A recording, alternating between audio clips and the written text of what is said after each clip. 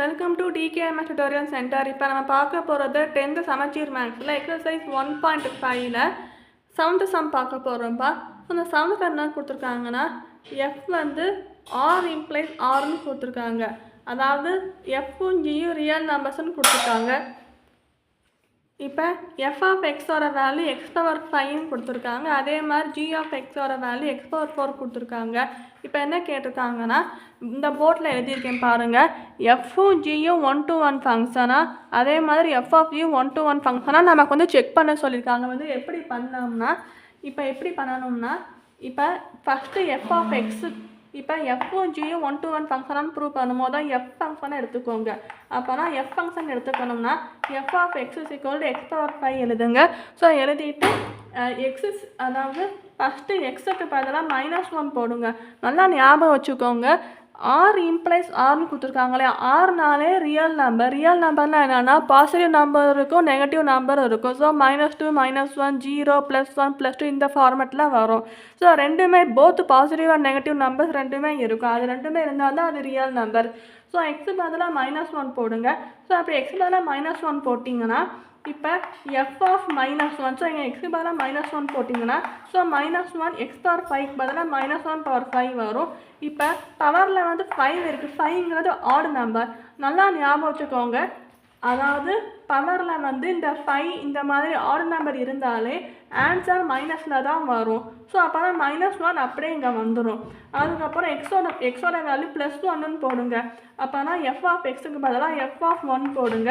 x⁵க்கு பதிலாக 1/5 போடுங்க. 1/5 = 1ன்னு வரும். ஸோ இப்போ டயக்ராம் வரைங்க. ஸோ டயக்ராம் வரைஞ்சி 1-to-1 ஃபங்க்ஷனான்னு பார்க்கணும். ஸோ இப்போ -1 1 போடுறோம், இங்கே -1 1 போடுறோம். இந்த ரெண்டு வேல்யூஸுமே இங்கே எழுதிடுறோம். ஸோ எழுதிட்டு இப்போ -1க்கு நேராக -1 ஆரோ மார்க் போடுறோம். இங்கே 1 இருக்குது, இங்கேயும் 1 இருக்குது. ஸோ 1க்கு நேராக 1 ஆரோ மார்க் போடுறோம். இப்போ இங்கே என்ன எழுதணும்னா இப்போ பார்த்தீங்கன்னா இது வந்து 1-to-1 ஃபங்க்ஷன் தான். ஏன்னா இங்கே ஒரு எலமெண்ட்டுக்கு ஒரு இமேஜ் இருக்குது, இங்கேயும் ஒரு எலமெண்ட்டுக்கு ஒரு இமேஜ் இருக்குது. So F of X is a 1-to-1 function. F of எக்ஸை 1-to-1 ஃபங்க்ஷன் எழுதணும். ஓகே அப்பா. இப்போ அடுத்து வந்து ஜி ஆஃப் எக்ஸ் வந்து கண்டுபிடிக்க போகிறோம். ஜி ஆஃப் எக்ஸ் = போட்டு என்ன பண்ணணும்னா x⁴ போடணும். ஸோ இதே மாதிரி தான் நம்ம வந்து பண்ணணும். எப்படி பண்ணலாம்? இப்போ எக்ஸுக்கு பதிலாக -1 போடுங்க. அப்போனா ஜி ஆஃப் -1 போட்டு -1/4ன்னு போடுங்க.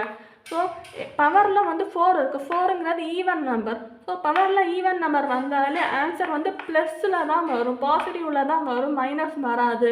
ஸோ +1 தான் வரும். இப்போ எக்ஸோட வேல்யூ 1 போடுங்க. அப்போனா ஜியோட வேல்யூ 1 போட்டோம்னா 1/4 = 1/4னா 1 தானே வரும். ஸோ அப்படி எழுதிடுங்க. அப்படி எழுதிட்டு இப்போ வந்து ஆரோ டயக்ராம் போடுங்க. ஸோ இந்த மாதிரி ஆரோ டயக்ராம் போட்டு -1 1 இங்கே ரெண்டு இடத்துலையுமே 1 தான் இருக்குது. ஸோ 1ன்னு காமனாக போடுங்க. ஸோ இப்போ -1 நேராக ஒரு ஆரோ டயக்ராம் போடுங்க. இந்த 1க்கு நேராக ஆரோ டயக்ராம் போடுங்க. ஸோ இது 1-to-1 ஃபங்க்ஷனாக கிடையாது. -1க்கும் 1 தான் இருக்குது, 1க்கும் 1 தான் இருக்குது. ஸோ காமனாக இருக்குது 1. So G of X not 1-to-1 function இந்த ஃபங்க்ஷனை எழுதணும். ஓகே அப்போ இந்த சம்மு இப்போ ஃபஸ்ட்டு சம் முடிஞ்சிச்சு. இதே மாதிரி ரெண்டாவது சம் பார்க்க போகிறோம்.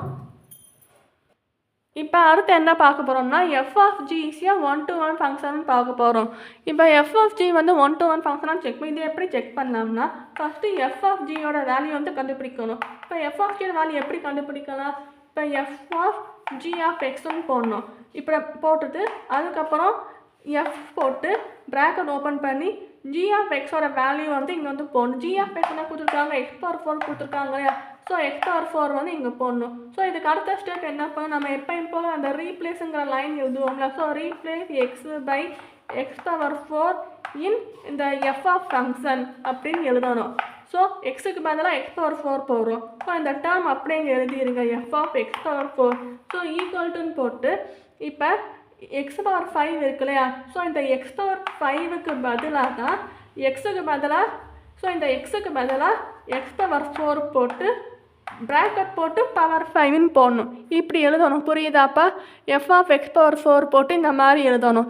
இப்போ 4 × 5 மல்டிபிள் பண்ணால் என்ன வரும்? எக்ஸ் பவர் 20ன்னு வரும்.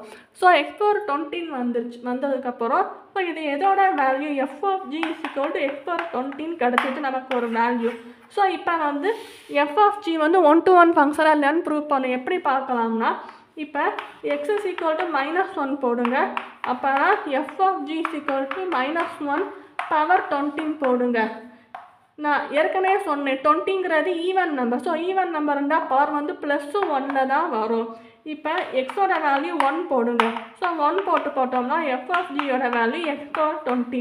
அப்போனா எக்ஸுக்கு பதிலாக 1 போடுறோம்னா 1 பவர் 20னாலும் 1 தான். ஸோ இப்போ இங்கே ஆரோ டயக்ராம் போடுங்க. ஸோ -1 1 போடுங்க. இங்கே ரெண்டுமே 1 தான் இருக்குது. ஸோ 1 காமனாக போடுங்க. ஸோ இந்த ஆரோ மார்க் இப்படி மார்க் பண்ணுங்க. ஸோ இப்படி மார்க் பண்ணதுக்கப்புறம் இது என்ன ஃபங்க்ஷனு? -1க்கும் 1 தான் இருக்குது, 1க்கும் 1 தான் இருக்குது. ரெண்டுத்துக்குமே சேம் எலமெண்ட் தான் இருக்குது. ஸோ